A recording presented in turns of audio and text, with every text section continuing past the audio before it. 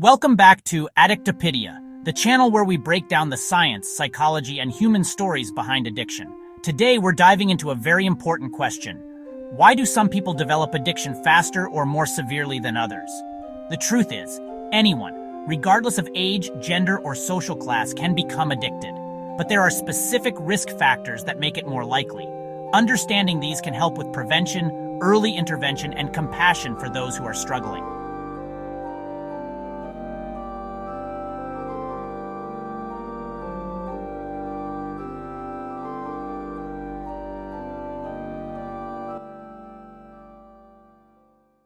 Let's start with family history. If addiction runs in your family, your risk is higher. This doesn't mean addiction is guaranteed. It means genetics and environment combine to raise vulnerability. For example, studies show that children of parents with alcoholism are up to 4 times more likely to develop alcohol problems themselves. This is partly because of genetic factors. The way your brain responds to substances can be inherited, but it's also environmental. Growing up around addiction normalizes it, and coping behaviors can be learned unconsciously.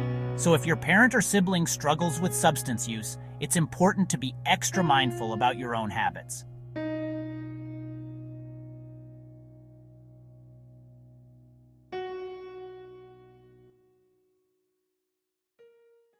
Next, mental health.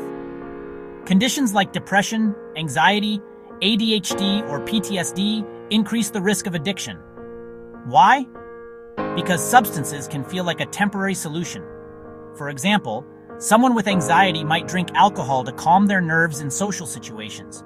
Or a person with PTSD might misuse opioids or cannabis to escape intrusive memories. But over time, this coping mechanism backfires.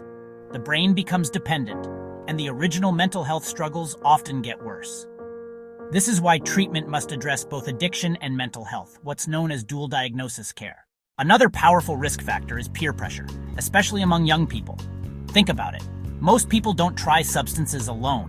They're introduced by friends, classmates, or social groups. If your social circle normalizes drinking, smoking, or using pills, it becomes harder to say no. Teens and young adults are especially vulnerable because their brains are still developing, and the desire to fit in is extremely strong. That one choice to go along with the crowd can open the door to long-term use. Now let's talk about family involvement. Supportive, engaged families lower the risk of addiction. On the other hand, difficult family situations like neglect, conflict, or lack of supervision can raise the risk. For instance, a teenager who feels disconnected from their parents may look for belonging in risky peer groups, or a child without structure at home might experiment with substances at a much younger age. Family connection acts as a protective factor. That's why prevention programs often involve parents, not just kids. Another major factor: early use of drugs or alcohol. Using substances while the brain is still developing, especially before age 18, dramatically increases the likelihood of addiction later in life. Why? Because the teenage brain is still wiring its reward pathways. Substances like nicotine, alcohol, or cannabis can hijack that process, making the brain more vulnerable to dependence. In fact, research shows that people who begin drinking before age 15 are 4 times more likely to develop alcohol dependence than those who wait until 21. Finally, not all substances carry the same risk. Highly addictive drugs like cocaine, methamphetamine, or opioid painkillers can lead to dependency very quickly, even after just a few uses. The method of use matters too. Smoking or injecting a drug delivers it faster to the brain, producing a stronger high and a higher risk of addiction. Even so-called light drugs, like marijuana or prescription sedatives, can act as gateway substances, creating a pathway to heavier use.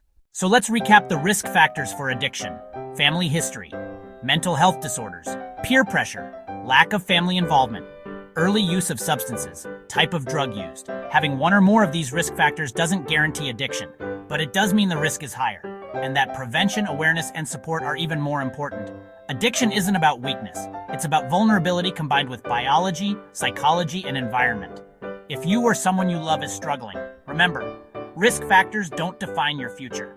With the right support, treatment, and understanding, recovery is possible. Thanks for watching Addictopydia. If you found this video helpful, make sure to like, subscribe, and share. It could help someone who doesn't even realize they're at risk. Stay informed, stay compassionate, and I'll see you in the next episode.